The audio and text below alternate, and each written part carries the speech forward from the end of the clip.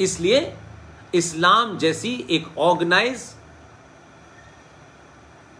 Military मानसिकता का मजहब, जिसका एजेंडा है लूट, कब्जा, बस, और अपने अलावा सबकी संस्कृति जला दो, इसलिए नालंदा का सबसे बड़ा दुनिया का लाइब्रेरी में आग लगा दी। जब आपको अपने इतिहास के नहीं पता होगा फिर क्या करेंगे? फिर उसमें आपके नेता आ जाएं तो नेता तो आप महान दलाल हैं।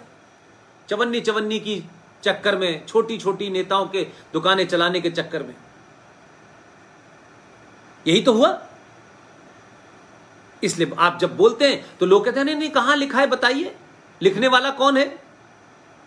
क्या रोमिला थापर औरंगजेब से मिलके आई थी?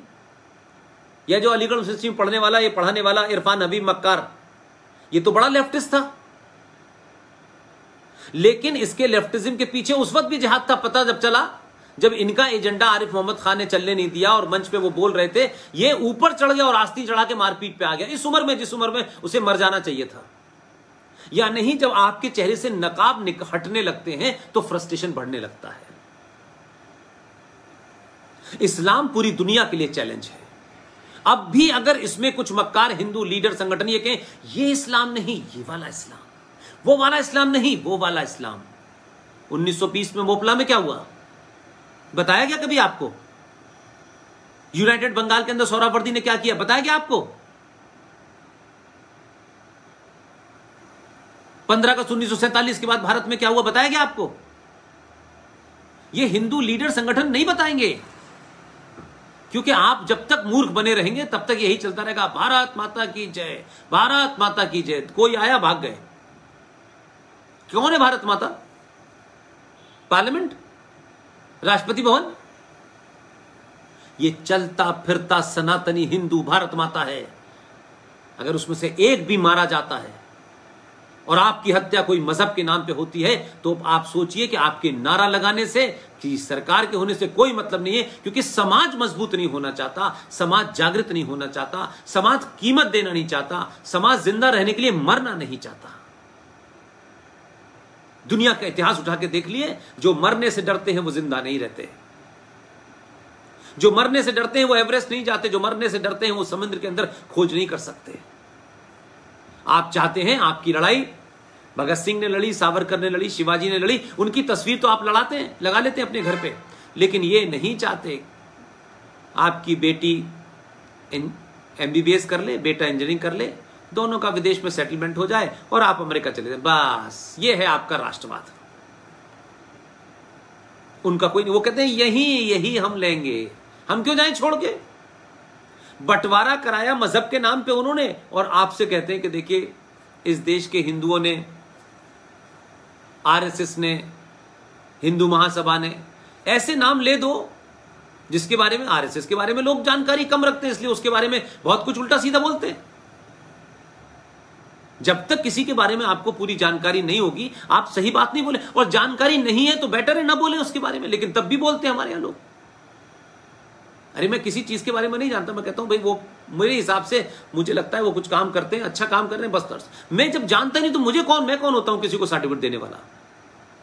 इसलिए मैं मानता हूं कि जितने लोग भी संगठन के द्वारा इंडिविजुअली जो भी कर रहे हैं सबका कंट्रीब्यूशन है, और सबको एक दूसरे से पूछना चाहिए कि हो सकता है कुछ चीज मेरे पास एक ही 4 किताबें हो तो मैं किसी को 2 दे सकता हूं, किसी के पास 10 होंगी तो वो मुझे 1 दे सकते हैं। तो अगर ये कनेक्ट नहीं होगा तो आप लड़ते रहिए। मैं अपनी बात कहता रहता हूं और लोग बहुत कहते रहते हैं, मेरी बात ठीक होगी लोग सुनेंगे, नहीं होगी लोग कहेंगे बेकार की बातें छोड़ दो। तो हमें सच सुनने की आदत डालनी चाहिए, और जब सच सुनेंगे तो जो लोग इस्लाम के बारे में सच बता रहे हैं, तस्लीमत नसरीन, तारिक फतेह, बहुत सारे लोग हैं इस देश के अंदर और पाकिस्तान में, वो सच बता रहे हैं, लेकिन आप नहीं सुनना चाहते, क्योंकि आपको तो अपने मोहल्ले की दुकान चलानी है ना, तो राष्ट्र थोड़ी नहीं है। आपकी दुकान चलती रहे, आप किसी की निगाह में अच्छे बने रहें, मरने के बाद लोग कहें साहब बड़े महान आदमी थे साहब, आप उस चक्कर में परेशान हैं। और ध्यान रखिएगा, दुनिया का नियम है जो जीतता है इतिहास उसी का लिखा जाता है। इसीलिए दिल्ली में 57 सड़कें चोर, लुटेरे, बलात्कारी, इस्लामिक आतंकवादी, बाबर से लेके अकबर हो, औरंगजेब हो, हुमायूं हो, सबके नाम से सड़कें हैं। आप कहते रहिए, आज आपकी सत्ता है। जिन नामों को मिटा करके वो नाम जो असली थे, जिनका जिक्र रामायण में, महाभारत में, आप रख दीजिए, क्या दिक्कत है? किसी व्यक्ति विशेष के लिए तो नहीं रख रहे ना नाम। तो अगर अल्लाह बाद था तो उसका पुराना नाम प्रयागराज था, तो कर दिया। तो कई पत्रकार हैं, इनके पेट में दर्द हो रहा था कि नाम क्यों बदले जा रहे हैं। उनको अपना पता नहीं होगा कि हमारा नाम किस, हमारे बाप ने रखा था या हमारी माँ ने रखा था, नहीं पता होगा उन्हें। लेकिन क्योंकि उन्हें राजनीति करनी है, अखबार चलाना है, टेलीविजन पे ज्ञान देना है, देते हैं लोग। हाथ मल मल के देंगे, यानी कितना हाथ गंदा है, एक बार रिन साबुन से धो लो तो शायद ठीक हो जाएगा, लेकिन देते हैं। उनको लगता है कि हमारी दुकान इसी से चलेगी, हमें गाली देने से ही चलेगी। तो ये कि भाई गाली देना हक है। जो एक चुनाव लड़े चवन्नी छाप, तो उनको पता चल गया उनकी जाति क्या थी। वैसे बड़े मॉडर्न थे, जेएनयू के थे, बड़ा ज्ञान देते थे। अब पत्रकारिता में नहीं है, एक पार्टी से लात मार के निकाल दिया गया, जाति का नाम उन्होंने सरनेम लगाया, चुनाव जीत नहीं पाए। अब टेलीविजन पे आके कहते हैं मैं चाहता हूं पत्रकारिता के नियम बनने चाहिए। तो तुम दलाल, तुम क्या पत्रकारिता के नियम बनाओगे? जब तुम थे, तुमने उस दलाली का मजा लिया, और जब बाहर आ गए तो कहते हो नियम बनाओगे। ये नियम बनना चाहिए कि एडिटर 5 साल के लिए रहेगा। ये वो दलाल है, वो ज्ञान दे रहे हैं आजकल, एक नहीं बहुत सारे हैं। दम हो तो कहो कि नहीं, हमने पत्रकारिता से इस्तीफा दे दिया, आज से हम पत्रकारिता पे न कोई कमेंट करेंगे, कुछ करेंगे। जो हमारी पार्टी है, चाहे वो अच्छी बुरी, हम वो बोलेंगे नहीं नहीं, हमें कुछ उसमें भी रहना है। तो ये अच्छा है। कांग्रेस में गए, चुनाव लड़े, चुनाव से हार के आ गए, अखबार के एडिटर हो गए, ये बहुत अच्छा है। आप तो फिर न्यूट्रल हैं, और कहीं के नहीं रहे तो आप एक्सपर्ट हो गए।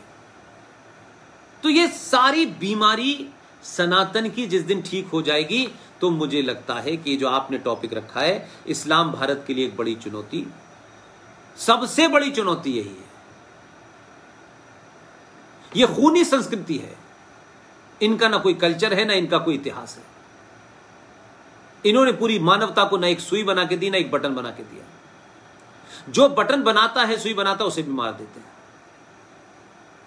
पाकिस्तान के अंदर एक बड़ा जबरदस्त जुमला चल रहा है। मस्जिदों में मुसलमान रोज नमाज पढ़ के अल्लाह से दुआ करते हैं कि अल्लाह जल्दी से कोरोना की दवा हमें दिलवा दे। कोरोना की दवा किसी फैक्ट्री में नहीं बन रही, किसी 57 देश इस्लामिक देशों में नहीं बन रही, कोई मुसलमान नहीं बना रहा। कोरोना की दवा या तो कोई काफिर बनाएगा या शैतान यहूदी बनाएगा। वो इनके लिए दवा बनाए, उसकी दवा खाकर ये ठीक हो जाए, और ठीक होकर फिर ये शैतान को मारे। ये ऐसे जाहिल पागलों से आपका पाला पड़ा है भाई। लेकिन ये कहते हैं ओहो इस्लाम, आपने यूपीएससी जिहाद कह दिया, सुप्रीम कोर्ट की चेतना जाग गई, अब लैंड जिहाद कश्मीर में हो गया तो चेतना जाग गई। तो ये बात मत को, इसलिए आपको मूर्ख बनाया गया। अल्पसंख्यक मतलब मुसलमान। अल्पसंख्यक शब्द के पीछे इतना बड़ा फ्रॉड हिंदुओं ने किया है, संगठनों ने किया है, कि यह नहीं बताया है कि अल्पसंख्यक का मतलब होता है 50,000 पारसी, 1% जैन, 1.5% सिख। ये नहीं बताएगा। 30 करोड़ के आसपास लोग इस देश में अल्पसंख्यक हैं। ये नहीं कहते वो मुसलमान है, इसलिए अल्पसंख्यक का मतलब मुसलमान। माइनॉरिटी कमीशन का चेयरमैन बनेगा तो मुसलमान बनेगा। अगर वहां का कोई चेयरमैन बनना है तो जो सबसे छोटी माइक्रोस्कोपिक कम्युनिटी है उसका आदमी चेयरमैन बनना चाहिए, क्योंकि उसको ज्यादा सिक्योरिटी चाहिए। नहीं नहीं नहीं, मुसलमानों के गैर कानूनी तौर पे क्या क्या धंधे चल रहे हैं। हज कमेटी ऑफ इंडिया को संवैधानिक दर्जा मिला हुआ है। National minority commission totally illegal है, अनकॉन्स्टिट्यूशनल है, गलत तरीके से परिभाषित किया गया है, वो चल रहा है। मुस्लिम एजुकेशन बोर्ड अलग से चल रहा है। मदरसों में भारत के खिलाफ गजवाए हिंद की पढ़ाई करी जा रही है, निजाम मुस्तफा की, उसको भी चल रहा है। कश्मीर में हजारों हजारों करोड़ रुपया पैसा जाता था। ये गुलाम नबी आजाद जैसा बदमाश, ये गुलाम नबी आजाद, वो जो कांग्रेस से आजाद है, नबी का गुलाम है, इसने आंध्र प्रदेश जैसी जगह में भी इसने जमीनें ले रखी हैं। ये इनकी जड़ें इतनी गहरी हैं कि आप आसानी से नहीं हटा सकते, क्योंकि समाज सो रहा है। हम सरकार से कहेंगे, सरकार कुछ नहीं कर सकती, सरकार की अपनी लिमिटेशन है भाई। सरकार का मतलब ये नहीं होता क्या कहते हैं कि आप गर्दन काट डालिए। अभी आप आए हैं इतने सालों के बाद, आपको तो आधे से ज्यादा ये पता ही नहीं है कि क्या क्या खेल हैं।